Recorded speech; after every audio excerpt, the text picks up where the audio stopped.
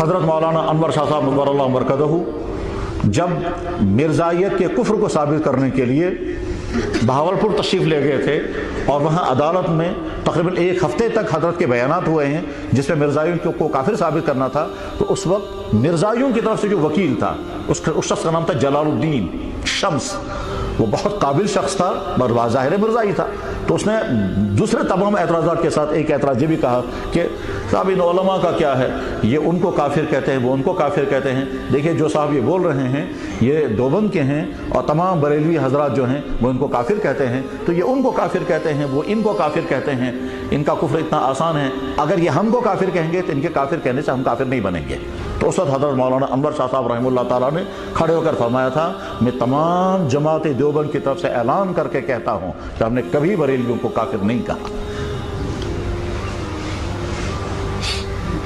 और दूसरी बात दोबारा ये कि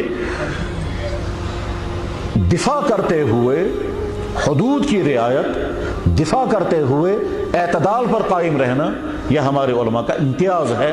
और अगर कोई शख्स दिफा करते करते हुदूद से बाहर निकल गया तो हुदूद से बाहर निकलने का नतीजा दिफा होगा या नहीं होगा, खुद अपनी ज़ात को नुकसान होगा, अपने मसलक को भी नुकसान होगा। तो दिफा अन दीन के उसूल को भी समझना है, उसके मिजाज को भी समझना है, उसमें एतदाल को भी जानना है, उसमें तसल्लुल को भी इख्तियार करना है, उसमें हिकमतें भी बरकरार रखनी है। गरज ये कि इस दिफा के काम को करते हुए जो अवसाफ मतलूब हैं इल्म के एतबार से, तदब्बुर के एतबार से, अखलाकी कुव्वत के एतबार से और माहौल के एतबार से। और इस सिलसिले में ये जानना भी ज़रूरी है कि जिस माहौल में उम्मत दिफा कर रहे होंगे उस माहौल को भी जानना ज़रूरी है। हमारे यहाँ कश्मीर में तो नहीं होता, लेकिन हिंदुस्तान के कुछ इलाकों में एक बिदअत है जिसको कहते हैं ताज़िया निकालना। तब यहाँ के लोग समझते भी नहीं वो ताज़िया क्या चीज़ है।